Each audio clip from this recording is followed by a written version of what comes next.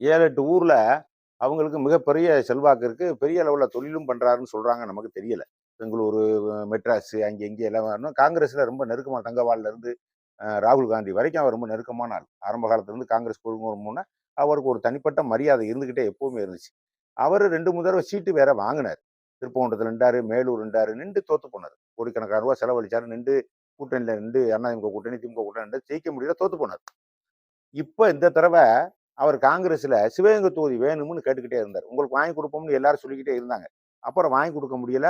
அது வந்து கருணாஸ் குடுத்து விட்டாங்க. திமுக கூட்டணி, காங்கிரஸ் கூட்டணியில. கருணாஸ் குடுத்தோனே இவருக்கு உடனே டென்ஷன் ஆயிருச்சு.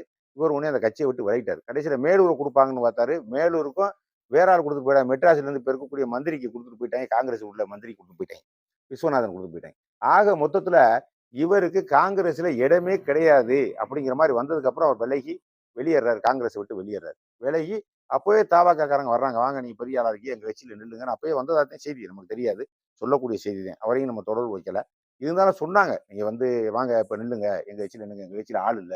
நீங்க இப்போ பவர்ஃபுல்லான ஆளா இருக்கீங்க. ஜெயிச்சிருவீங்க அப்படின்னு சொல்லிட்டு தபாகல இருந்து அவர் அப்பயும் தொடர்பு வச்சாங்க. இந்த சட்டசபை தேர்தல்ல 26 தேர்தல்லயே. ஆனா அவரு என்னன்னு தெரியல. அவருக்கு அது போகல. சரியா போல அவர் வீட்லயே அமைதியா இருந்தார். எந்த முடிவும் எடுக்க முடியாம இருந்துட்டாரு விலகி. இப்ப என்னன்னா எலெக்ஷனுக்கு பிறகு அவர் ஆட்சி அமைஞ்ச உடனே இவர் தொடர்பு வச்சாரோ, இவங்கள தொடர்பு வச்சாரோ நமக்கு தெரியாது. உடனே தொடர்பு வச்ச உடனே வந்து நம்ம கட்சியில சேர்ந்துருங்கன்னு சொல்லிட்டு எங்கிட்ட உள்ள இருக்க 10, 20 கிராமத்த பூரா கூட்டி, நாளைக்கு நாளை கழிச்சு ஞாயிற்றுக்கிழமை இன்னைக்கு நம்ம ஒக்கூர் பக்கத்துல அங்கே உள்ள பெரிய அளவுல ஒரு மேடை தாடமா போட்டு ஒரு 15, 20,000 பேரை கூட்டிட்டு வந்து அவர் கட்சியில வந்து சேர்றாரு. குஷியானந்த் வர்றாருன்னு சொல்றாங்க. ஆதவ அர்ஜுன் வர்றாருன்னு சொல்றாங்க. நமக்கு தெரியல. எல்லாரும் வர்றாருன்னு சொல்றாங்க. இவ்வளவு பெரிய ஆளு அவரையே நீங்க குழப்பிட்டீங்கன்னா உண்மையிலே பெரிய விஷயம் தான். ஏன்னா அவருக்கும் ஒரு 60, 65 வயசு இருக்கும். சி.ஆர். சுந்தரராசனுக்கு 60, 65 வயசு இருக்கும். நமக்கு சரியா தெரியல. இருந்தாலும் அவ்வளவு பெரிய ஆளே நீங்க இறங்கி குழப்புறீங்கன்னா ஒரு பெரிய விஷயம் தான். சாதாரண விஷயம்னு ஏற்க முடியாது.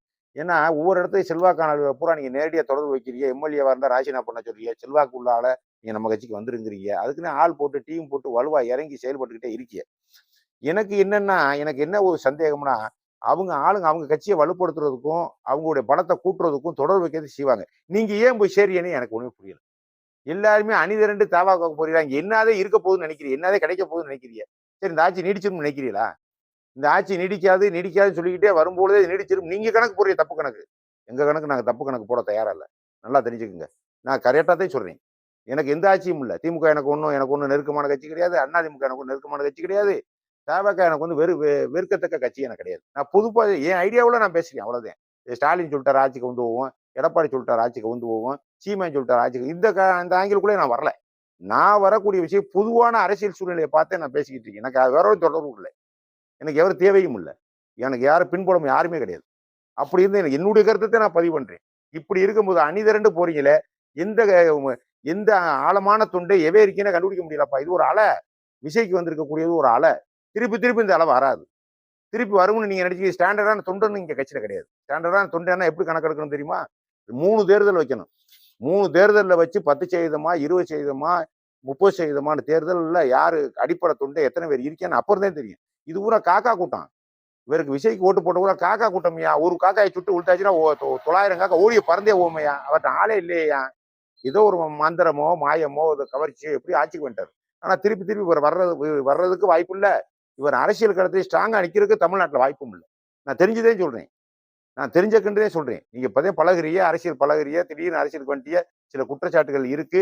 சில குற்றச்சாட்டுகள சரி பண்ண பாக்குறீங்க. அது வேற விஷயம். ஒரு நிர்வாகத்துக்கு திடீர்னு வந்தா என்னையவே திடீர்னு ஒரு பெரிய லெவல்ல ஒரு நிர்வாகத்துக்கு வந்துட்டா எனக்கு நான் பக்கத்தே முழிப்பேன். போக ஒழுங்குபடுத்த முடியும். அது ரைட்டு. ஆனா நீங்க உங்க பேச்ச கேட்டுக்கிட்டு எல்லாரும் அணிதிரண்டு போறாங்க நாட்டுல உள்ள தாவேக்கான்னு என்னதான் நடக்க போகுதுன்னு நீங்க நினைக்கிறீங்க? எதுவுமே நடக்காது. எதுவுமே நடக்கும். எதுக்கு போனாரு நமக்கு தெரியாது. ஏதாவது அவங்களுக்கு உறுதி இல்லாம அவர் போவாரு. இவ்வளவு பெரிய ஆளே போறாருன்னா, சாதாரண ஆளா அவரு? அவர் கூடயே கூப்பிட்டு பேசுறான்னா, அவரையும் ஏதாவது ஒரு உறுதி கேட்டவனே அவர் குடுத்தவனே அவரும் போறாரு. எல்லாரையும் கூட்டிக்கிட்டே. 10 கிராமம், 20 கிராமத்த கூட்டிட்டு போறதா இருந்தா சாதாரண விஷயமா? அது எங்க ஊரு, பக்கத்துல ஊரு, பச்சேரி, வேம்பத்தூரு, கானூரு, கல்லூர்னி இப்படி பல ஊர்ல புதுக்குளம், அ எல்லா ஊர்லயும் அவருக்கு ஆள் இருக்கு. எல்லா ஊரும் அணிதிரண்டு இங்க போகுதுன்னா, காரணம் இல்லாம அவருக்கு ஒரு உறுதி இல்லாம போமாட்டாரு. ஆனா என்னுடைய தனிப்பட்ட கருத்து என்ன, இது தேவையில்லாத வேலை. இது தேவையற்ற வேலை இது. அதிமுககாரங்க 100, 200 பேர் போய் சேர்றாங்க. திருப்பி அதிமுகவுக்கு அவங்க பூரா வர்றாங்களா வரலையா நமக்கு தெரியாது. ஆனா இது தேவையற்ற வேலை. உருப்படி இல்லாத வேலை இது. இந்த கட்சியில இருந்து அந்த கட்சியில போய் திடீர்னு ஒரு கட்சி ஒரு அலை வருதுங்கிறங்க அந்த அலை நின்றுகிட்டே இருக்கும் நீங்க நினைக்கிறது முட்டாள்தனமான வேலை. அதிமுக, திமுகவும் ஒழிக்கிறது சாதாரண விஷயம் இல்ல. நடக்கவே நடக்காது. சுருக்கம் ஒழியுதுங்கிறத வரை அது நடக்கவே நடக்காது. ரொம்ப கேவலமா போனாலும் 1 கோடி தொண்டை இருக்கான். ரொம்ப கேவலமா போனாலும் 1 கோடி தொண்டை இருக்கான். எத்தனை தேர்தல்? 10 தேர்தல் பார்த்தவங்க, 15 தேர்தல் பார்த்தவங்க, பாராளுமன்றத்துல 12 தேர்தல் பார்த்தவங்க. 2 கட்சி. நீங்க நேத்து வந்திருக்கீங்க. திடீர்னு வந்து 1.25 கோடி ஓட்ட வாங்கிட்டு போயிட்டீங்க. ஆனா 1.25 கோடி உங்க தொண்டன் யாரு? அது சொல்லுங்க. உங்க தொண்டை யாரு? நிரந்தரமான தொண்டை யாரு? யாரு நிரந்தரமான தொண்டை உங்கள்ட்ட யாரும் இருக்கானா? நிரந்தரமான தொண்டை இருக்குன்னு இன்னொரு தேர்தல் நீங்க சந்திக்கணும். 2 தேர்தல சந்திக்கணும். அப்பத்தே உங்களுக்கு நிரந்தரமான ஆள் இருக்கானா? இல்லையா? அவனும் பறிபட்டு ஓடுறானான்னு தெரியும். தெரியுமா உங்களுக்கு? இத விட்டுப்புட்டு பெரிய ஆளு, சின்ன ஆளு எல்லா பேரும் வரிசை கட்டி எங்கேயோ ஏரியிலே அங்க என்ன நடக்க போகுதுன்னு நினைக்கிறீங்க? ஒண்ணுமே நடக்காது. வெட்டியில போய் முட்டி குனிய போறீங்க எல்லாருமே. நான் அதே வருத்தப்படுறேன். என் கணக்கு சரியா இருந்தா அங்க முட்டிட்டே குனிய போறீங்க எல்லாருமே. என்ன நடந்துரும்? என்ன நடத்த முடியும்? அத சொல்லுங்க. ஒண்ணுமே நடத்த முடியாது. ஒண்ணுமே நடத்த முடியாதப்பா. அங்க ஏற்கனவே இருக்கக்கூடிய காங்கிரஸ், அங்க இருக்க தவக பூரா வாங்கிட்டாங்கய்யா. வாங்குறத பூரா வாங்கி வச்சுட்டாங்கய்யா. எந்த நேரம் என்ன நடக்கும்னே சொல்ல முடியாதுய்யா. கம்முனு இருப்பாய்ங்க. எந்த நேரம் என்ன நடக்கும்னே சொல்ல முடியாது. அதனால திருப்பி ஆட்சிக்கு வந்தா எல்லாரும் ஓட்டு போடுவாங்கன்னு சொல்லவும் முடியாது. தினம் ஒரு குற்றச்சாட்டு வந்த முடியுமா இருக்கு. இவ்வளவு பெரிய குற்றச்சாட்டு வரவே கூடாது. ஏன்னா எவ்வளவு மக்கள் விரும்புறானோ அவ்வளவு வரைக்கும் வெறுத்துருவேன். டப்புன்னு வெறுப்பேன். அத பாத்துக்கங்க. உங்களோட இருக்கக்கூடிய எவ்வளவு வேகமா உங்கள விரும்புனானோ, அவ்வளவு வேகமா டப்புன்னு வெறிச்சு தூக்கி எறிஞ்சுட்டு போயிட்டே இருப்பேன் ஜனங்கள். அப்படியாப்பட்ட எண்ணத்துல இப்ப இருக்கேன்.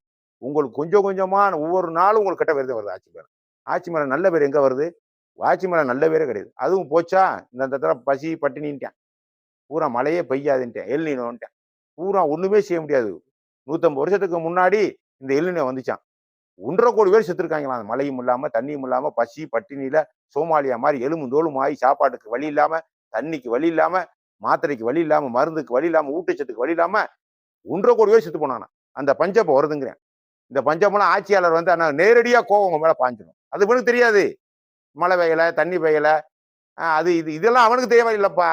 அவனுக்கு அதெல்லாம் தேவையில்ல. இவ்வளவு ஆழமா பார்த்து உங்கள ஓட்டு போடல. நீங்க என்ன நிர்வாகத்துல அவர் புலி நான் உங்களுக்கு ஓட்டு போட்டேன் ஆழமா பார்த்து. ஆழமா பார்த்து நான் ஓட்டு போடுவானா? அவனுக்கு ஏதோ பிடிச்சு ஓட்டு போட்டேன். அதே மாதிரி திருப்பி டக்குன்னு இதெல்லாம் நீங்க இப்படிலாம் வந்துச்சுன்னு வைங்க, உங்க மேல சீறி பாய்ஞ்சிருவேன் ஜனங்கள். சும்மா நினைக்கிறீங்களா? சும்மா விட்டுட்டா தெரியும் அவங்கள. அப்படியே குண்ட கும்பட குறவல கடிச்சு விடுவேன் எல்லாத்தையும். சாதாரண விஷயம் இல்ல. இவ்வளவு பெரிய பிரச்சனை உங்களுக்கு வந்துகிட்டே இருக்கு. இந்த கர்நாடகத்துல தண்ணி திறந்து விட முடியல. எவ்வளவு பிரச்சனை நடக்குது. வந்துருச்சு இப்பயே வந்துருச்சு. இன்னைக்கே 20 ரூபா ஒரு கிலோ அரிசிக்கு 20 ரூபா கூட பிரைவேட்ல. நாளைக்கு 25 ரூபா கூடும். நாளைக்கு 30 ரூபா கூடும். மழை இல்ல அப்படின்னு நீங்க சொல்லுவீங்க. அடுத்த மக்கள் நம்ப மாட்டேன். பெட்ரோல் டீசல் ஏன் கூடுச்சு? அரபு நாட்டுல சண்டை நடந்துச்சு கூடுச்சு. அப்ப நம்ம நரேந்திர மோடி சொல்லி பார்க்கற கேட்கறானே அவன? கேட்க மாட்டேன். எனக்கு இதெல்லாம் தேவையா? ஏன் வருமானத்துக்குள்ளதே நான் வாங்க முடியும். அவன் மல்லு கட்டுறேன். சண்டை போடுறேன். அதே கதை உங்க கதையும். 40 ரூபா கூடுச்சு, 50 ரூபா கூடுச்சு. இந்த கதையெல்லாம் இது உங்க தரப்புல இருந்து கொடுக்கக்கூடிய செய்தி. உண்மையா கூட இருக்கலாம். அது வேற. ஆனா மக்களுக்கு அது தேவையில்ல. மானியம் குடும்பேன். சும்மா இறக்க குடும்பேன். எனக்கு சும்மாவே வேணும்பேன். இவ்வளவு பெரிய சிக்கல்ல நீங்க மாட்டிக்கிட்டீங்க. வலுவான சிக்கல்ல மாட்டிக்கிட்டீங்க. நாடு நல்லா இருக்கும்போது நல்ல பேர் வாங்க முடியாது. ஆட்சியாளங்க. நீங்க எவ்வளவு பெரிய ஆட்சிக்கு வந்திருக்க நேரத்துல பஞ்சம் பசிமா வரப்போகுதுங்கிறேன் உலகம். உலகம் என்ன இந்தியா ஆசிய கட்டத்துல கூட பயங்கரமான சிக்கல்ல மாட்ட போதுங்கிறேன். பொருளாதாரமே சுத்தமா அடிபட்டு போகும்ன்றேன். கொரோனா அளவுக்கு வரும்ன்றேன். கொரோனா அளவுல எப்படி யாருமே எந்திரிக்க முடியலையோ அது மாதிரி பல கோடி உயிர்கள் போறது கூட வாய்ப்பு நிறைய இருக்குன்னு இப்ப சொல்லிக்கிட்டே வரேன். வெயில் குண்டக்க மண்டக்க போடுங்கிறேன். மழைங்கிறதே கிட்டக்கே நினைக்காதீங்க. இவ்வளவு பெரிய பிரச்சனை இருக்கும் பொழுது நீங்க என்னன்னாக்கா என்னமோ ஒரு தடவை ஆட்சிக்கு வந்தா குடுன்னு எல்லா பிள்ளைங்க பொண்டாட்டியை கூட்டிட்டு போறது, பிள்ளைய கூட்டிட்டு போறது, வீடை பேத்துட்டு போய் விஷயத்தை போய் சேர்க்கறது, இதெல்லாம் என்ன கூத்து நடத்துறீங்கன்னு எனக்கு ஒன்றும் தெரியல. நீங்க சிந்திக்கிறீங்களா, சிந்திக்கலையா? இல்ல உங்களுக்கு வேற ஏதாவது உள் மனசுக்குள்ள வேற ஏதாவது ஒண்ணு வலுவான ஒரு சிந்தனையை வச்சுக்கிட்டு போறீங்களான்னு நமக்கு தெரியல. சரி என்னன்னு பார்ப்போம்.